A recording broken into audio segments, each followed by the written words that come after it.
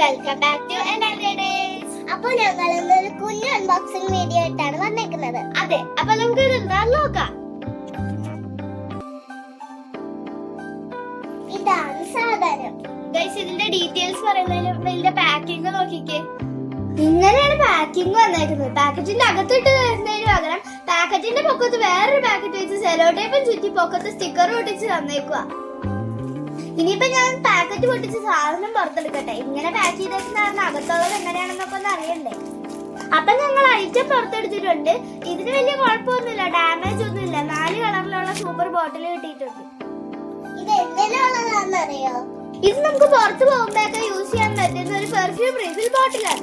അത് നമ്മുടെ വീട്ടിലുള്ള പെർഫ്യൂം ബോട്ടിലുകളിൽ നിന്ന് ഇതിനകത്തേക്ക് പെർഫ്യൂം നിറച്ചിട്ട് നമുക്ക് പുറത്ത് പോകുമ്പോൾ ഇത് കൊണ്ടുപോവാം.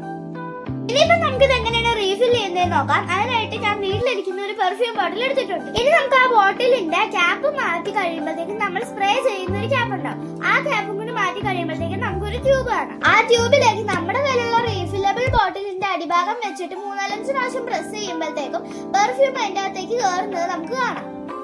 ഇനിയിപ്പോ നമുക്ക് ഇത് നമ്മുടെ പോക്കറ്റിലിട്ട് ഇഷ്ടമുള്ളിടത്തൊക്കെ കൊണ്ടുപോവാം. ഇത് ഇത്രയും ചെറുതായത് പോക്കറ്റിലിട്ട് കൊണ്ടുപോകാൻ നല്ല കംഫർട്ട് ആയിരിക്കും. അപ്പൊ ഇത്രയുള്ള ഞങ്ങളുടെ ഈ കൊച്ചു വീഡിയോ ഇഷ്ടപ്പെട്ടെങ്കിൽ ലൈക്ക് ചെയ്യുക, ഷെയർ ചെയ്യുക, സബ്സ്ക്രൈബ് ചെയ്യുക. Tata, bye, see U.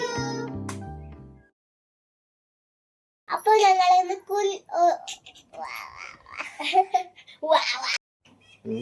Hey guys, welcome back to another days. Days എന്ന് പറഞ്ഞപ്പോഴേക്കും ഇങ്ങനെ അതെന്തില്ല അത് അങ്ങനെ കാണിക്കല്ലേടി. അവള് വെറുതെ ഇരുന്ന് ഓരോ ആക്ഷൻ കാണിക്കാം.